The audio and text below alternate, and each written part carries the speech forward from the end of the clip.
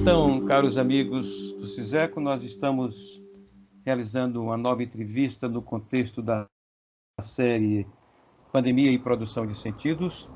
Hoje nós recebemos para esta conversa o professor, colega, semiólogo Manuel Libesson, de nacionalidade argentina, mas com laços muito estreitos com nós outros, sobretudo com o CISECO, onde tem sido um colaborador frequente através de artigos e aí na participação de suas exposições durante os nossos eventos anuais.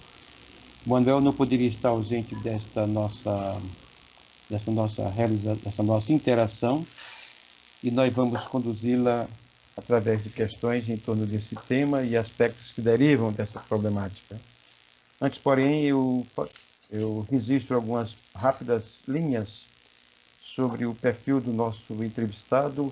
Manuel é doutor em Linguística pela Universidade de Buenos Aires, professor da Universidade das Artes, também da San Andrés, né? Anda sido colaborador muito estreito do nosso inesquecível amigo Oscar Travessa. Ele escreveu um texto, dentre outros, ele também é um especialista em assuntos econômicos, tendo escrito o texto Rumor das Práticas das Bolsas, né? É uma análise do discurso dos dispositivos digitais, sobretudo desse tipo de atividade econômica, digamos, né?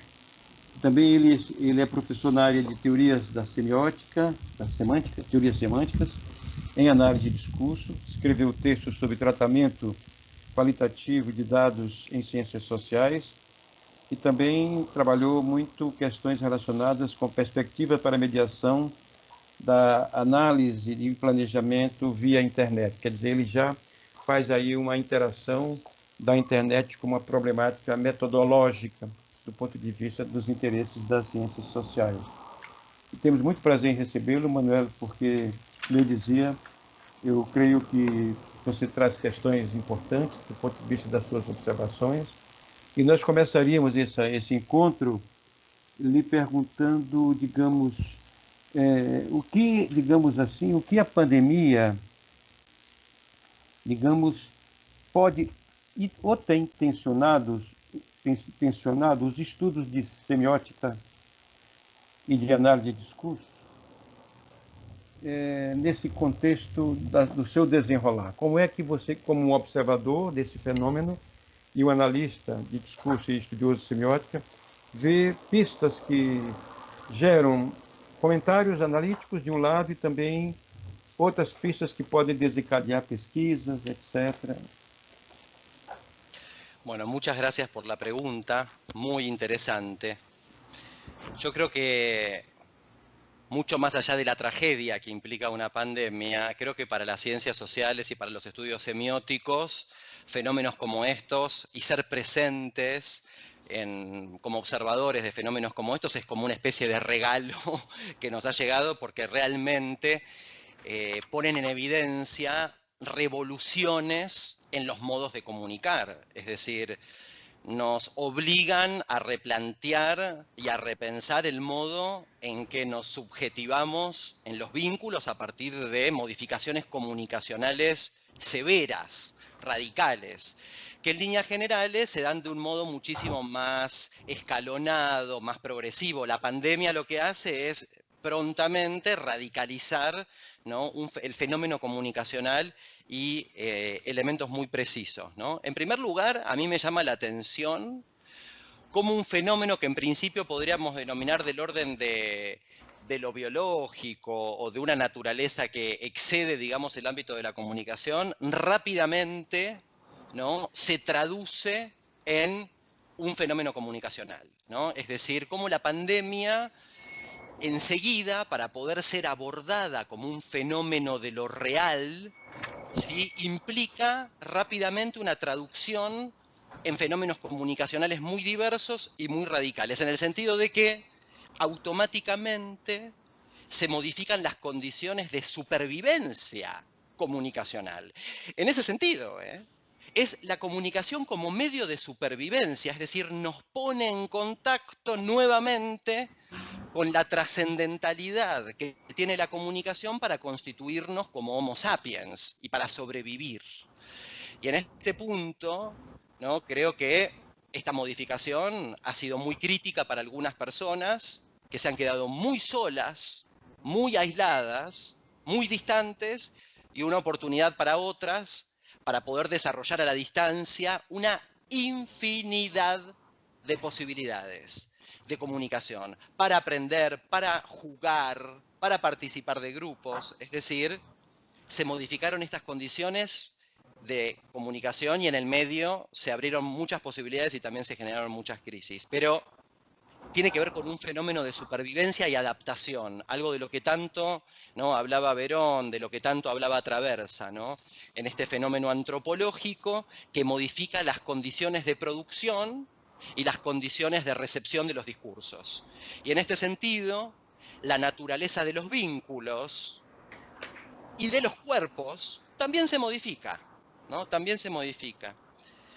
Para nosotros que somos semiólogos, la pandemia implicó, casi les diría, algo que no es ninguna novedad, pero la intromisión de los dispositivos en lo más íntimo de nuestras vidas.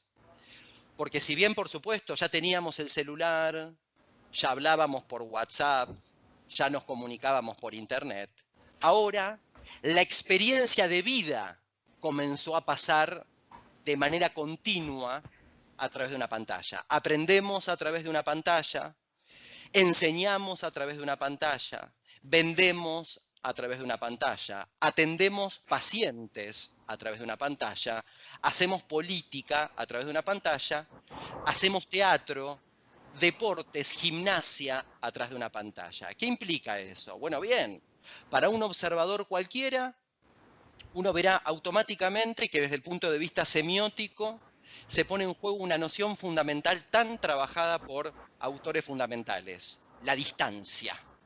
La distancia. La semiótica de la distancia. Y cómo los dispositivos producen arquitecturas de las distancias, ¿verdad? Porque todos recordarán que con el surgimiento de la escritura, bueno, bien, se produce una primera distancia del lenguaje respecto del cuerpo. Pero aquí estamos distantes de aquella persona a la que le estamos enseñando, estamos distantes de nuestra familia, estamos distantes de nuestros amigos, estamos distantes mientras compramos y vendemos, pero al mismo tiempo en un solo lugar. Es decir, se modifican las condiciones de la experiencia subjetiva al tiempo que los dispositivos cobran un protagonismo central, ubicuo, casi les diría, a todas las prácticas. Y esto implica una crisis de pensamiento fabulosa, porque nos obliga a repensar todo. ¿Cómo educamos hoy? ¿Simplemente pasando todo a online? ¿No? Como si diéramos la clase presencial online, o la posibilidad de estar a distancia nos habilita lugares de indagación, juegos, ¿no?, recurrencias, habilitaciones que antes no la teníamos por estar adentro de un aula. ¿Qué estoy diciendo con esto? Que lejos de ponerme en un lugar apocalíptico, de ¡ay, la pandemia nos obligó a estar lejos! Y el abrazo, y el estar juntos, ahora estamos cada vez más solos y más aislados. No estoy diciendo eso. Precisamente estoy pensando en todas las dimensiones que se habilitan en la distancia. Y tenemos una obligación como semiólogos a reflexionar sobre el lugar de los cuerpos y de la experiencia a la distancia. Porque cambian nuestras condiciones cognitivas, nuestras condiciones de procesamiento, el modo en que opera nuestro deseo, pero al mismo tiempo se habilitan otras dimensiones. Digo esto porque creo que la distancia es un punto que atraviesa toda la metahistoria de la mediatización, ¿no? Desde la escritura hasta nuestros días, ¿no? Bueno, ya como decía Oscar Traversa, ¿no?, desde el momento en que el niño tiene que dejar el seno materno, ¿no?, la primera toma de distancia, ¿no?, para lograr, ¿no?, justamente desarrollar el mecanismo de simbolización. ¿No? Bueno, lo mismo, ¿no? Ver justamente las dimensiones semióticas, vinculares, subjetivas, que habilita la toma de distancia para reflexionar sobre condiciones éticas, sobre condiciones que tienen que ver con dinámicas y con diseños del aprendizaje a la distancia, del amor a la distancia, de la política a la distancia. Yo creo que en ese sentido hay mucho para aprender. Para un semiólogo me parece que es realmente muy interesante. ¿Qué nos brinda toda esta experiencia nueva? Bueno, muy bien, yo lo he vivido con Oscar Traversa, dando clases, Oscar enfermo como estaba, dando sus clases en una pantalla en la casa, quizás conectado a un suero mientras daba la clase, Sí. y si no hubiese sido por el Zoom, esos alumnos nunca hubiesen escuchado a ese profesor. Quiero decir, la distancia habilitó una posibilidad de vinculación inolvidable, y en este punto me parece importante también pensarlo como lo podíamos pensar cuando amantes mujeres que tenían maridos se enviaban cartas justamente porque en la distancia podían crear una relación que en la presencia de los cuerpos no se podía dar. Claro. Entonces, en ese punto, lejos de ser apocalíptico o ser integrado, ¿no? Sí. Usando los términos de Eco, soy traversiano en el sentido de analizar, ver, observar, no juzgar qué operaciones se ponen en juego en la vinculación a distancia a través de los múltiples dispositivos que juegan, desde cómo hablamos, desde cómo estamos con los otros, desde las cronotopías que se nos arman, ¿no, Fausto? Esto de estar en un tiempo y en un espacio, como decía Mario Carlón en el directo televisivo, que no es ni el tiempo del objeto del discurso, ni tampoco es el tiempo del productor, es el tiempo que crea el directo. Lo mismo aquí, ¿no? Sí, Estamos en un claro. tiempo que no es el tiempo de Brasil ni el de Buenos Aires, estamos en Claro. un espacio donde podríamos, ¿no? Quiero decir, hay mucho para investigar sobre esas condiciones y para enseñar, porque nadie nació aprendiendo a través de una cámara, nadie nació sabiendo dar una clase, realmente, ¿no? Las condiciones de interacción son muy distintas. Entonces, desde el punto de vista semiótico te diría eso, ¿no? La pandemia, independientemente de lo que implicó como fenómeno social y la tragedia que implica un fenómeno como este, ¿no? Cantidad de Bueno, muertes. Digo, a nivel comunicacional es como una sí. oportunidad. Es tener una oportunidad de advertir una mutación muy radical en Uhum. muy poco tiempo, estando vivos, ¿no? Entonces, en ese sentido, creo que eso es un poco lo que me deja todo esto, ¿no? Então, você manifestou muito ao longo dessa primeira observação um, digamos assim, um trabalho que se faz através das pantalhas. Toda uma atividade enunciativa que você sublinhou fazer-se pelas pantalhas, através da pantalha. E os áudios, né, também. Sim, claro. E o som. Aí eu lhe pergunto em que momento o papel desse dispositivo, pantalha e som, áudio e som, se torna tão complexificador a tal ponto dele se independizar de alguma coisa que seria feito pelo enunciador enquanto o primeiro operador do enquadre da atividade comunicacional. Quer dizer, o dispositivo institui, digamos, um certo ambiente e uma certa dinâmica que ele passa a ser, digamos assim, tão importante quanto o ato enunciativo, ou ele passa a especificar por sua existência e autonomia uma espécie de um ato enunciativo que se torna singular.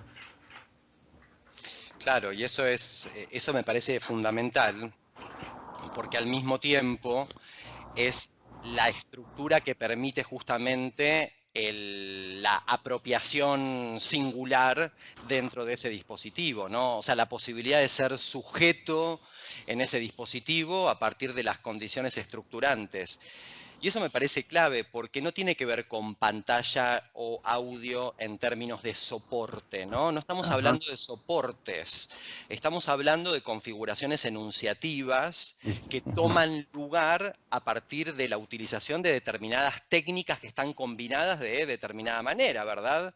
Uhum. ¿Cuántas veces, Fausto, nos pasa que dando una clase alumnos, por ejemplo, tienen apagada la cámara y algunos alumnos tienen la cámara prendida. Simplemente algo tan simple como eso. O en una reunión de trabajo.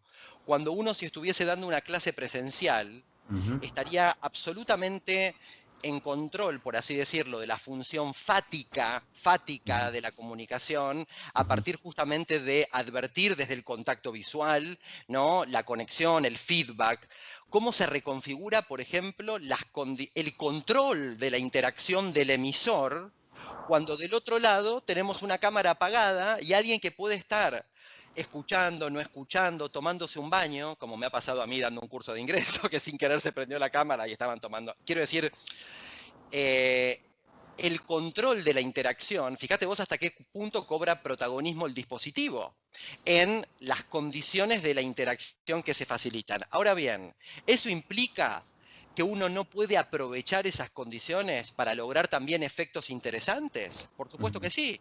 Por ejemplo, como cuando surgió la radio. ¿Cómo escuchaba la gente la radio? Todos alrededor de la radio. Quiero decir, la gente se juntaba y el emisor no tenía control de cuánta gente escuchaba y de todo el interés que podía llegar a despertar en una casa. Él hablaba con la intención de crear, obviamente, ese lazo, ¿no? de conexión con la audiencia. Entonces, ¿qué quiero decir con esto? Que hoy nos encontramos, por ejemplo, que si damos una clase, tenemos la mitad de personas que no sabemos si están o no están, pero también recibimos un feedback de alguien que te dice, mis padres escuchaban la clase atrás de la pantalla, precisamente porque se enamoraron de su voz y de las cosas que usted iba diciendo, y eso uno como productor no tiene control, y es maravilloso ver hasta qué punto el desfasaje entre producción y reconocimiento se activa permanentemente, ¿no? en el uso que hacemos de los dispositivos. Pero no está resuelta la interacción diciendo que hay pantallas o diciendo que hay audio, sino que es interesante ver la configuración vincular que se está jugando, ¿no? en el funcionamiento de esa técnica en ese momento particular, ¿no? Porque ahí si no terminamos diciendo, las pantallas son buenísimas, mucha pantalla o qué sé yo, y resulta que el alumno está, digo porque es una problemática de pandemia muy actual de los colegios que trasladaron todo a online y de repente el niño de 8 años está 5 o 6 horas mirando una pantalla en el momento de la escuela y después 6 horas más en el momento del juego, es decir, está 12 horas por día. Entonces, sí, a esto me refiero, ¿no? Y obviamente que cuando está jugando no está haciendo lo mismo que cuando está aprendiendo, pero hay algo del orden de la experiencia del cuerpo frente a una pantalla en forma permanente que también implica un lugar de recepción, ¿no? ¿Cuál es el lugar de la infancia? El lugar de un niño adelante de una pantalla 12 horas por día, recreándose en distintas modalidades. Es decir, me parece ese el aporte interesante de pensar el funcionamiento de los dispositivos en tiempos de pandemia, porque no está agotada la reflexión simplemente porque hablemos de Internet o porque hablemos de WhatsApp, sino justamente en esa relación que toman precisamente estos ambientes de relación con otros discursos sociales que están jugando y operando, ¿no? sobre esas condiciones. Y ahí es donde se produce el fenómeno único, ¿no? El fenómeno singular. Bueno, isso me faz lembrar sociólogo franco-belga, Yves Vancan, quando escreve texto sobre a nova comunicação, ele examina a inserção da internet na campanha italiana. E observando o uso da internet por parte das crianças na campanha no meio rural italiano, ele conclui que a internet não é telégrafo. É mais que isso, quer dizer, porque resulta da interação, né, do destino que as crianças, os estudantes jovens dão a esse dispositivo. Ora, se nós pensarmos isso do ponto de vista macro, nós vemos traslado da pantalla e ferramentas auxiliares para o mundo da casa doméstica. É isso, né? E transformando radicalmente 12 horas a existência, o tempo da casa, onde tem isso. 3 ou 4 aparelhos disso e aplicativos. É isso. Inseridos no mundo da casa. Então, eu perguntaria, como é que isso afeta, Manuel, assim, hipóteses como é que isso afeta hipóteses sobre novas teorias de efeitos.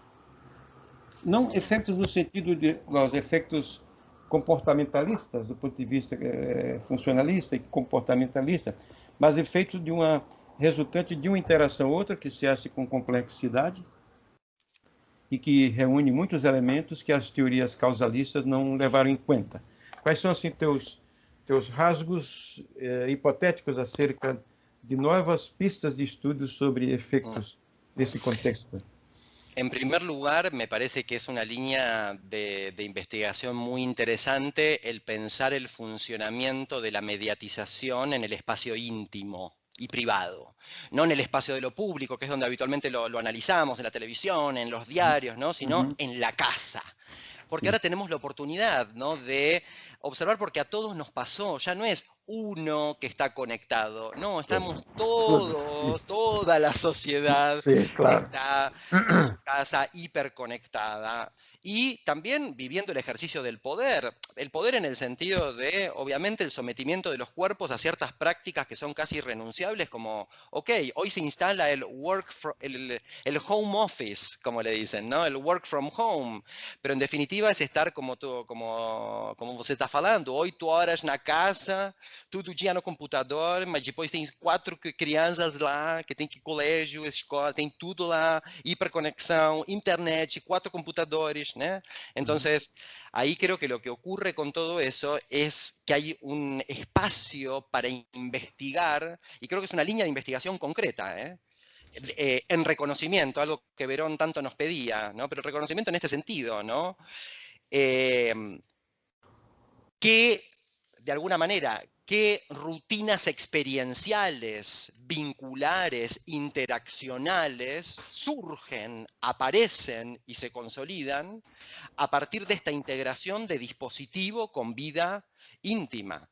Digo, desde, ¿no?, advertir desde la interacción en la mesa, la interacción en el trabajo, y cómo esto implica, de alguna manera, también repensar qué es el espacio de trabajo, ¿no? O sea, ¿qué es el espacio de trabajo? Esto va a cambiar la arquitectura. Ya está cambiando la arquitectura de las casas, o sea, a ese nivel, ¿no? Para ver las consecuencias que tiene la mediatización en nuestras vidas, ¿no? Y las condiciones de la interacción hacen que hoy la arquitectura esté modificando la creación de los espacios, justamente dejando espacios para el trabajo, tratando de separarlos de la casa, justamente por el nivel de contaminación y de entrecruzamiento de los espacios, en muchos casos muy críticos.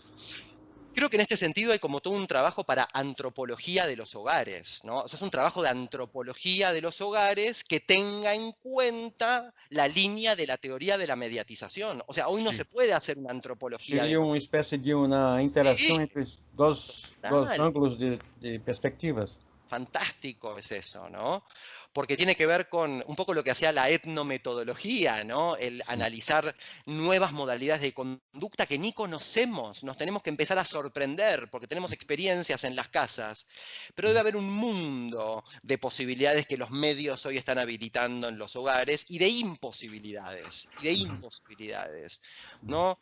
Porque al mismo tiempo, no nos olvidemos que en cada medio hay una multiplicidad de espacios y de tiempos, ¿no? Por eso hay que estudiar los dispositivos, no los medios, porque en el medio, no, es decir, dentro de un medio, entonces claro, cuando uno deja de tener como control de todos esos espacios y todos esos tiempos, de pronto uno no puede mantener una conversación en la casa sin estar mirando el celular, pero ya ni siquiera es por maldad, es por una cuestión de que el cuerpo está totalmente tomado por una rutina, ¿no?, mediática totalmente nueva, que le pone en crisis la presencia del cuerpo en determinados espacios. Y eso genera discusiones familiares, bueno, en fin, de todo.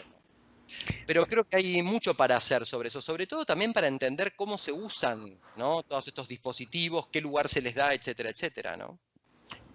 Manuel, aí eu creio que seria interessante recuperar nesse momento o conceito de distância que tu hablaste, né? Por quê? Todas as campanhas sanitárias desenvolvidas em nossos países apelaram e têm apelado muitíssimo para o problema do isolamento, do aislamento. Há que se aislar para conter o vírus. são fundamentos de campanhas clássicas que se desenvolvem ao longo do tempo, que a OMS retoma isto como uma bandeira de referência planetária, digamos. Entretanto, os resultados desses apelos são contraditórios com seus fundamentos, porque ao mesmo tempo que a OMS e os governos nacionais apelam pelo isolamento, digamos, os resultados de avanço do vírus se ampliam. É dizer, uma contradição entre apelo pró-isolamento versus a disseminação do vírus. Então, a que atribui você essa não convergência entre o apelo do discurso sanitário pró-isolamento e essa explosão de ajuntamento de gentes, sobretudo nos momentos que se permeiam por las fiestas, em Brasil, por exemplo, Carnaval, Navidad, e outras das fiestas cívicas e fiestas culturais, etc., onde as pessoas se reúnem e mesmo que as medidas radicais que os governos adotam, como solicitação para se separar ou detener a gente, etc., não tem, digamos, respondido a essa questão. Ou seja, aislamento versus ajuntamento. Ou seja, há um discurso para se manter a distância, em contrapartida, há um discurso de desconhecimento disso e as pessoas continuam juntas. Então, como vê isso à luz de tuas hipóteses que lançaste inicialmente acerca da especificidade da problemática comunicacional no contexto deste problema, desta pandemia? Por supuesto que, como todos sabemos, el discurso sanitario, y no solamente el sanitario, el político, ¿no? O sea, apeló a cuarentena, sobre todo aquí en la Argentina, o sea, cuarentena fuerte, aislamiento social, toma de distancia, clases a distancia, ¿no? Política a distancia, o sea, no había sesiones ni de legisladores, ni de diputados, es decir, todo a la distancia y en principio eso se respetó y bastante hasta que obviamente dejó de respetarse, no al mismo modo que Brasil, porque también la política creo que fue otra, ¿no? Pero de alguna manera me da la sensación de que cuando una medida se extenúa en el tiempo y radicaliza e inhibe la posibilidad de ejercer una cierta libertad, el ser humano se vuelve como irracional y empieza a tomar decisiones que ya no le importa nada. Fiestas clandestinas, salir igual, es decir, cuando uno siente, ¿no?, que las medidas que se van tomando se van extendiendo en el tiempo, y esto no es ni, digamos, racionalmente sí, habría que seguir con la cuarentena, la distancia, no sé hasta cuándo, hasta 5 años, pero la realidad es que las personas comienzan a no soportarlo, se comienzan a vivir crisis familiares también de distinto tipo, parejas que quedan separadas. Aquí en la Argentina ha pasado que familiares han querido ir a provincias donde estaba muriendo un familiar y no pudieron acceder a la provincia y no pudieron despedirse de su familiar porque en la provincia le impidieron el paso, ¿no? Entonces, las personas también ante ese tipo de medidas en tiempo prolongado comienzan de algún modo a intentar buscar la vuelta como para poder ejercer un cierto espacio de libertad, aunque sea irracional, ¿no? Entonces creo que en un punto es ese. Y además creo que en cada cultura se da y de manera distinta como una lucha de interpretantes en el sentido pirciano del término, ¿no?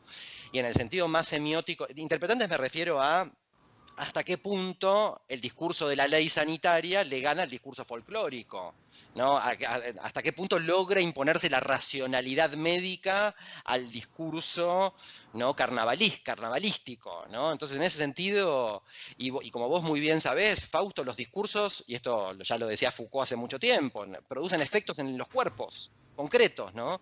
Entonces, bueno, parte de esa paradoja me parece que tiene que ver, por un lado, con un cierto agotamiento de una medida que al mismo tiempo no contiene. Es como que da toda la responsabilidad a la persona, ¿no? O sea, no, es tu responsabilidad, o sea, no tenés que salir de tu casa. Es como que uno queda como con una cierta obligación, al tiempo que, bueno, hay como, uno empieza como no uno, sino las personas que creo que hacen este tipo de cosas, de alguna manera puede ser por desconocimiento, pero también por una cuestión de agonía, ¿no? De agonía vincular, ¿no? Y insisto, como una falta de contención del Estado, en el sentido de que, bueno, ok, quédate en tu casa, ¿sí?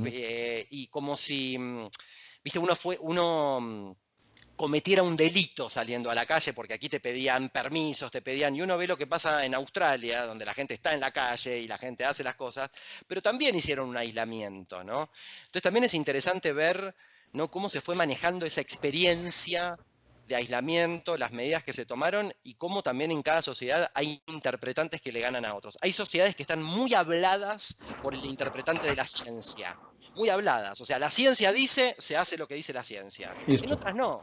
La ciencia dice, bueno, la ciencia dice, pero a nosotros nos gana otra cosa. Nos gana la sangre, nos gana esto, nos gana lo otro. ¿Se entiende? Es como... Sim, sim.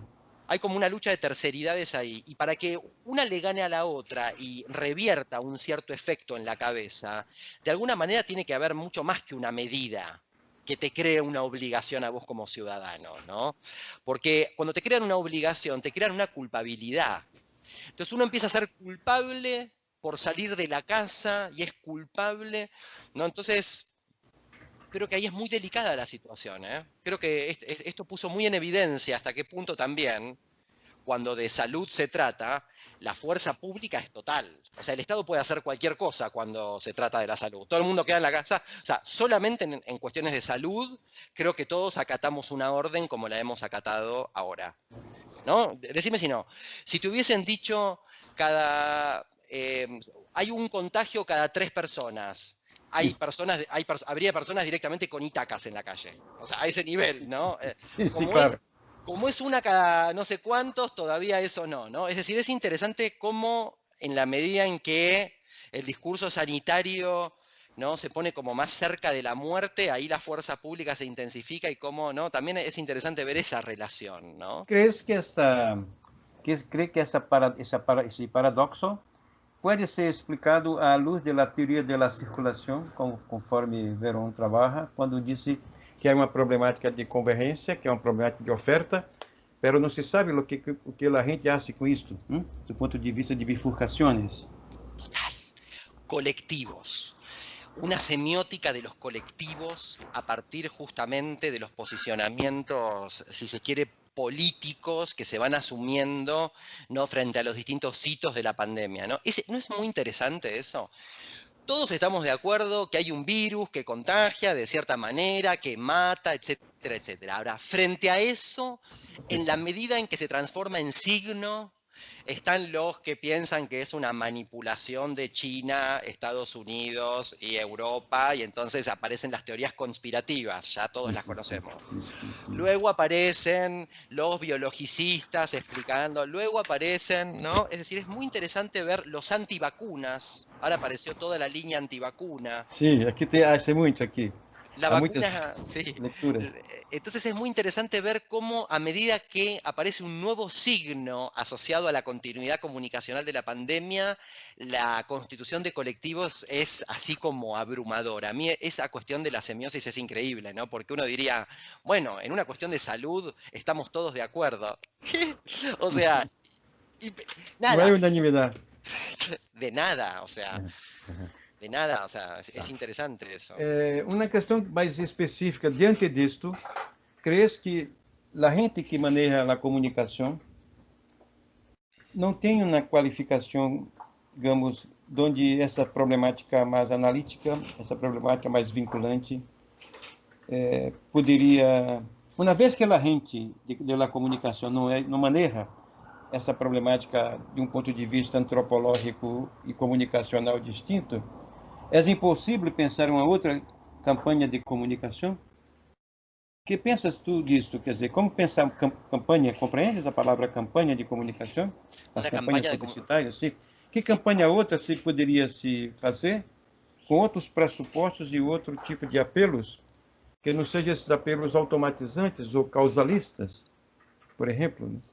Por que os publicitários não conseguem sair desse esquema causalista para pensar outras campanhas com outra, digamos, outra lógica?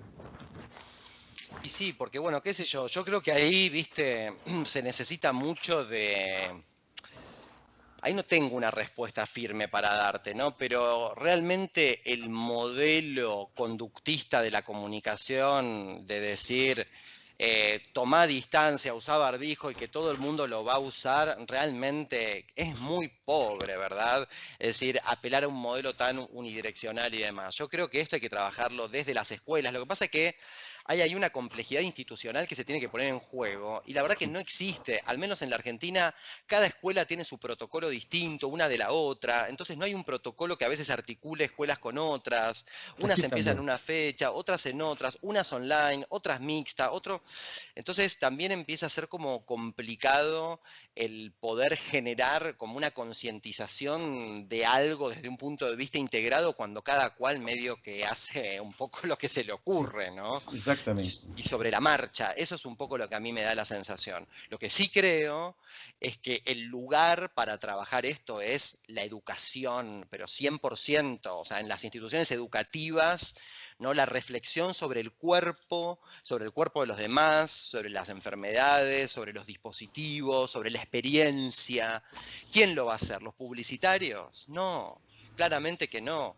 Pero me da la sensación que tampoco hay en las políticas educativas un conocimiento, porque tampoco hay investigaciones profundas acerca de los efectos que tiene, ¿no? El construir una educación a distancia en niños de 10 años, o sea, o de 8. Están improvisando mientras lo van haciendo, durante un lapso de 300 días, no un curso de 8 horas.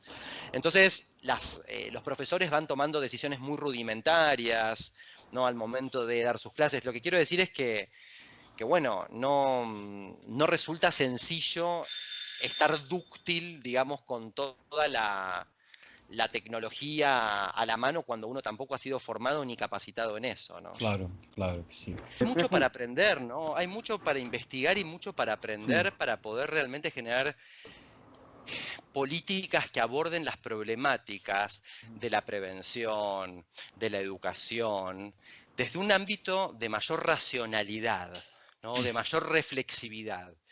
Si no se favorecen los entornos de reflexión, si solo se apela a una comunicación epidemiológica unidireccional, es muy difícil producir y revertir, digamos, la conciencia social o las conciencias.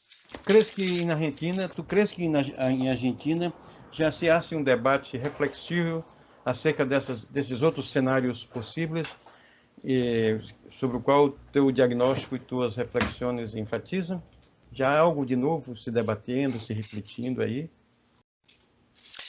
Yo la verdad que no he leído algo sistemático en relación con esto, pero sí escucho charlas, reflexiones y realmente Sim. muchos docentes, colegas, investigadores, preguntándose también acerca de cuestiones tan básicas como qué es educar hoy, ¿no? ¿Cómo es Exato. dar una Sim, clase hoy? O sea, no sim. es solamente el medio, ¿no? Nos obliga a pensar el trabajo de vuelta, a cómo volver a captar el interés, a qué es lo que queremos lograr, ¿no? A con qué modelo queremos trabajar de comunicación, ¿no? Porque uno enseguida cae en el modelo de la transmisión de la información, ¿no? Es decir, no, tenemos que hacer guías y tenemos que mandar PowerPoint y tenemos que mandar esto, y al final lo único que el alumno buscaba era, ¿no? Generar un entusiasmo para poder ir y leer algo que le interesase y uno lo llenó de información que no le sirvió para nada, bueno, en fin. Lo que digo es que hoy creo que la palabra clave hoy es pensar la experiencia, ¿no? Como esa segundidad de la que hablaba Peirce, ¿no? O sea, la experiencia, ¿no? Subjetiva a partir de cómo hoy, ¿no? Operamos vincularmente. Y yo creo que esa discusión se está dando, ¿eh? Realmente hay personas que se están preguntando hoy cuál es la mejor manera de dar una clase virtual o cómo lograr mayor interactividad y no hay una respuesta para eso, no hay una respuesta. Pero sin duda es que hay muchos desafíos, ¿no? Muchísimos desafíos. Sim. Manuel, então estamos nos aproximando do final. Eu me gostaria de consultar sobre um aspecto que interessa aos estudiantes, aos estudiosos, a gente que estuda as questões das médias aqui. Por exemplo, se é possível para ti, mesmo que esteja distante geograficamente, mas tu siga Brasil, eu sei, se é possível estabelecer um certo olhar comparativo sobre a cobertura, não a couverture, as maneiras como as mídias argentina e brasileira tratam esse fenômeno. E se tu vê diferenças de pistas que sinalizam algo de novo ou são esquemas antigos sobre o qual se funda as estratégias midiáticas de falar do acontecimento, pandemia, etc. Em síntese, é possível traçar um olhar comparativo sobre os dois cenários, Brasil e Argentina, do ponto de vista midiático? Mire, yo creo que un paralelismo, una comparación, siempre se puede hacer. Yo creo que la diferencia tuvo mucho que ver también con cómo se encaró políticamente, ¿no?, el fenómeno. O sea, creo que en Argentina, sí, la cuestión de la pandemia fue un tema desde el principio, ¿no? Y se comenzaron a tomar medidas a veces anticipadas, a veces creando falsas expectativas, a veces diciendo lo que no pasó. Bueno, como todo en la Argentina, pero hubo un trabajo, si se quiere, y una concientización de que frente a problemas de salud se opera rápido. Y eso forma parte del imaginario argentino. La Argentina apuesta a la salud pública en general, tiene una tradición de salud Europea. pública, de grandes médicos, o sea, la Sí. salud es número uno, es prioridad en la Argentina, o sea, en el imaginario argentino, las problemáticas de salud van por encima de las inflacionarias, las económicas, la política, o sea, se pone, entonces esa impronta estuvo. Yo sentí que en Brasil no, ¿no? O sea, en Brasil se minimizó el fenómeno, salvo gobernadores muy puntuales que obviamente Sí. le dieron importancia y trascendencia, hay que decirlo, pero estoy hablando más a nivel nacional, y bueno, y ahí se juegan también las afiliaciones y las líneas ideológicas que los medios también puedan llegar a tener en función de una u otra actitud. Pero creo que en líneas generales, la cobertura mediática argentina, que es la que yo más conozco, junto con la iniciativa gubernamental, en líneas generales apostó, ¿no?, a este discurso de la conciencia social, la toma de distancia, el trabajar juntos, unidos. O sea, hubo un momento en el que esto se produjo. Obviamente que después comienzan los problemas, que creo que en esto sí hay que hacer un paralelismo, de, bueno, anuncios que se hacen y que luego fracasan. Por ejemplo, que, qué sé yo, bueno, se van a poner 30 millones de vacunas en febrero y después en febrero llegaron 200.000. Bueno, ese tipo de cosas, eso sí es paralelo, digamos, ¿no? Es decir, Sí, que se sí. anuncian cosas que luego no ocurren, o la falta de acuerdos, eso también es muy comparable, ¿no? Dos países en los que realmente lograr acuerdos internos es muy difícil en cuestiones básicas de salud, ¿no? Entonces, en ese punto creo que es muy comparable eso. No sé en Brasil cómo se adaptó la educación al Sim. fenómeno, con qué rapidez. En Argentina fue un poco lento el proceso. Aqui não se estabilizado, todavia, porque um dia os estados não têm um ponto de vista convergente. Claro. Además que isso, há, digamos, atos jurídicos que cancelam as aulas, as classes, ou abrem as escolas. Há uma instabilidade, todavia, apreciável do ponto de vista dessa trajetória de problemas. Eu te pergunto, do ponto de vista, de um ponto de vista a outro, se a pandemia já está generando bons estudos ao nível iniciais de investigações do ponto de vista, seja em la ciencia social ou las ciencias de la comunicación. Yo todavía no vi ningún grupo consolidado, quizás ya existe y yo no lo conozco, ¿no? Yo no vi ningún grupo consolidado ahora, pero ya se debe haber consolidado este año, digamos, ¿no? Y deben estar iniciando en la Universidad Nacional de las Artes, pero la verdad, sí, van a surgir seguramente 1 millón de grupos, ¿no?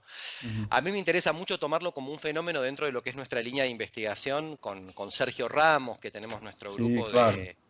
de arte, ahorro, dispendio, ¿no? A mí me interesaron siempre las modalidades de cálculo, ¿no? Cómo se van desarrollando las modalidades de cálculo a partir de la mediatización, ¿no? Entonces, bueno, la pandemia ha reconfigurado nuestros cálculos respecto de todo, ¿no? El cálculo de vender la casa, el cálculo de las vacaciones, el cálculo del viaje, el cálculo... Ingressamos numa economia contábil, não?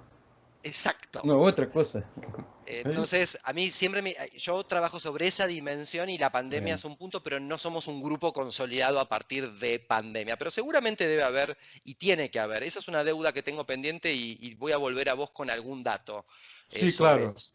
Inclusive, Porque lo que sería interesante es esto, ¿no? Como una antropología a mí me interesaría, porque creo que le serviría incluso a las empresas y a las organizaciones que tienen a su gente trabajando, ¿no? A veces sin considerar que esa persona forma parte de otras múltiples realidades, ¿no? eu agradeço muito, foi muito bom. Você tem hipóteses muito interessantes. Muito obrigado. Te desejo muita saúde e muitos êxitos em teus projetos. E Abraço uma bem mensagem. grandão à Isso, amigo. distância. Um Isso. abraço grande. Muito obrigado. Tchau. Felicidades para ti. Muito obrigado. Obrigado. Até breve.